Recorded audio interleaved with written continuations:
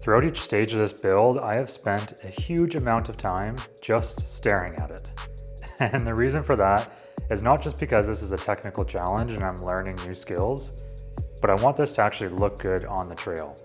I'd like to keep all the proportions looking matched, and I want to keep the classic look of the Samurai body while still stuffing some big tires into it.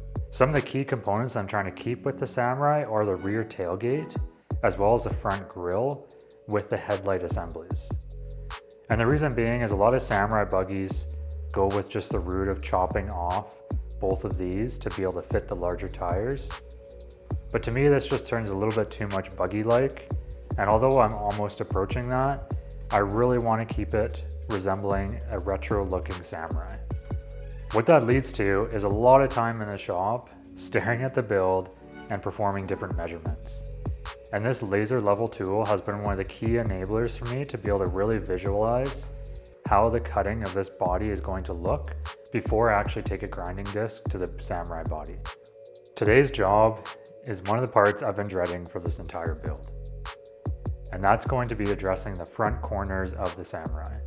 And the reason being is I need to cut them up, and they're one of my favorite parts of these older Samurais. I just love the square look with the round headlights, and the idea of cutting that all away and replacing it with a big tube front bumper just doesn't appeal to me. So I'm going to be spending as much time as I can to dial in every spare millimeter I get to be able to cram these 37-inch tires into the front of the Samurai.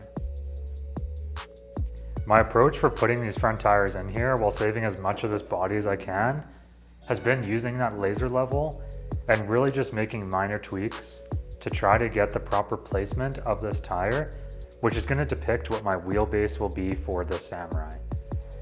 The ideal spot that we have lined up throughout this build is sitting around 98 to 99 inches of wheelbase. And today we're really going to be playing with that number to see how far we can push it forward, because it'd be awesome if we could squeak it up to 100 inches, at the same time as trying to really save this portion of the body.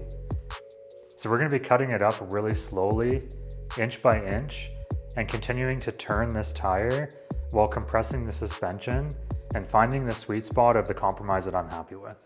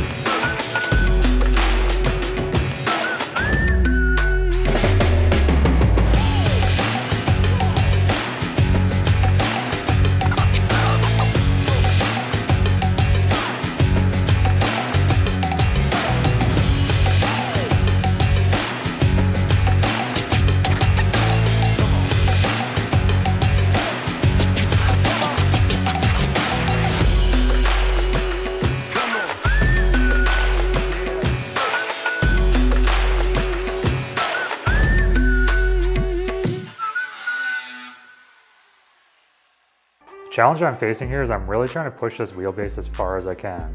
This Samurai is already teared down almost as far as it can go, and the suspension is being built fresh from the ground up. I feel like I'd be stupid to not get the exact wheelbase that I'm looking for, although I do have the constraints like not wanting to cut this section, not wanting to cut parts of the tailgate. I'm trying to work within these constraints to really maximize this wheelbase, because this is just the perfect opportunity to get what I'm looking for out of this Samurai. So originally my wheelbase was aiming up to be about 98 inches, and that would place the front tire here with the rear link setup as it is now. But I feel like stretching out just to that little bit further at 100 or just over 100 might be worth my effort in the moment right now. My main deciding factor is going to be this front headlight. So I think my game plan is going to be spend a good amount of time, likely off camera, really trying to dial in the front of the suspension, playing with the turning radius, playing with the compression. I'm willing to compromise on some up travel to be able to make this wheelbase work, as long as I can get at least about 4 inches of bump. So I'm gonna spend some time playing with this. I'm gonna see if I can push it a little further forward or if I have to keep it further back. And then I at least know that I've put in a solid effort to really try to push this out as far as possible. Now is the time to put in that extra work and spend these extra hours really trying to decipher this, because once I'm on the trail, I'm gonna thank myself for that. The other side of this is mounting my steering gearbox. So I need to make sure I at least have a little bit of frame rails left, or I could just extend that frame a little farther forward to hold that gearbox. But the whole steering linkage is going to be another constraint with how far forward these tires go. So we've got a lot to play with.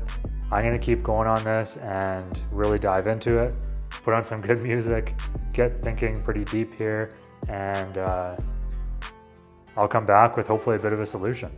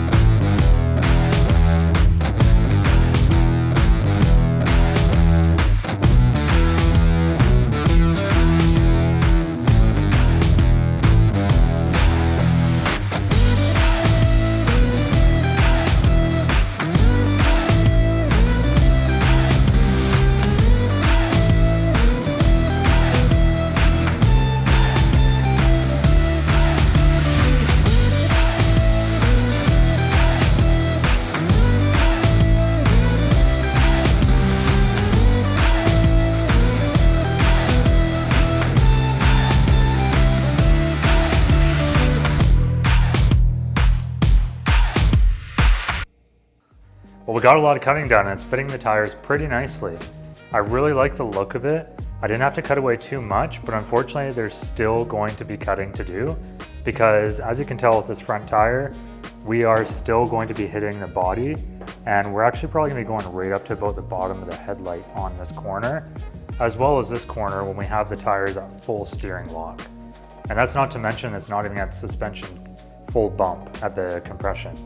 So we still have work to do, and I'm gonna leave that for now because I really wanna sleep on it. I wanna spend some time stewing over how I wanna be cutting these in, because I can't be adding material back in. I could, but I really don't want to, and I wanna just take some time to think about this. Well, I'm really glad I borrowed these tires from Nigel, because these are 37 by 12.5 with 17-inch wheels. The ones I have on the rear, if you haven't noticed, are different, and those are 36 by 14.5 by 15-inch wheels. So these are quite chunky and they're pretty wide. And remember that when you have a tire, that 37 isn't the actual true height of that tire. So this is measuring out to be 36.5 inches tall. This is 35 inches tall. So just by pulling these in, we have 1.5 inch tire of clearance that we need to add onto these. So my original plan of using those for fitment is definitely a lot more difficult in the front when we're having to handle a lot of steering. Not to mention these tires are quite a bit narrower, which is doing me a lot of favors when trying to cut out some of the Samurai body. These wheels currently are sitting at 5 inches of back spacing, so I could definitely shorten that up, go to a wheel like 3 1/4 or 3 3/4, even a 4-inch back spacing, and that'd push this wheel out, as well as a tire about 1 inch, which would do me even more favors with the front headlight. I've been doing some rough sizing up for my pan hard bar in here, and I think I've got a pretty good location. It's a little bit difficult with these ratchet ties and these jack stands here, but it's probably gonna sit somewhere in here like this. It gives me a lot of room on the side of this frame for the mount, and I should have a lot of room on the axle side as well for the axle side pan hard bar mount. The other piece of the puzzle on this front axle is going to be the steering gearbox, and that's gonna be a bit of a challenge here. I'm thinking this entire body mount for the Samurai is probably gonna be getting cut off. I can always re-divert it from the back of the frame where the existing Samurai steering box is, or maybe off the top here. I'll likely end up bringing an entire winch plate into here, extending these frame rails out a bit, and that's gonna really beef up this frame rail for that Toyota IFS steering box to sit up here. And then my pitman arm is gonna be pointing backwards, giving it enough room for this drag link and the pan hard bar. You can get a little sneak peek of my PVC links under there for the front axle, and I've been using them to get a rough idea of where my 3-link brackets are going to be, as well as some rough numbers to plug into the 3-link calculator, just so I can try to match the best I can to the rear, as well as get an idea of the numbers for my anti-squat. Actually, for the front, it's anti-dive. But then I'll have a good idea of how this suspension is going to behave from a baseline of how I set it up. So any future vehicles or any future tweaks that I make, I can at least characterize why I'm doing that. But that's going to be it for this one, everyone. We've had a decent amount of work with cutting up the front of this body. It's been slow and methodical. I don't want to cut too far, and this front axle is a little bit more complicated than the rear. So I'm happy to take my time and make sure that I do it right the first time. So make sure you check out the next video, as we're going to have a whole bunch more content on the front suspension, and I look forward to sharing with you. Thanks for the support, everyone. If you like what you see, there's a lot more of these videos on our channel for YouTube, and you've been watching DNS Fabrication. We'll catch you next time.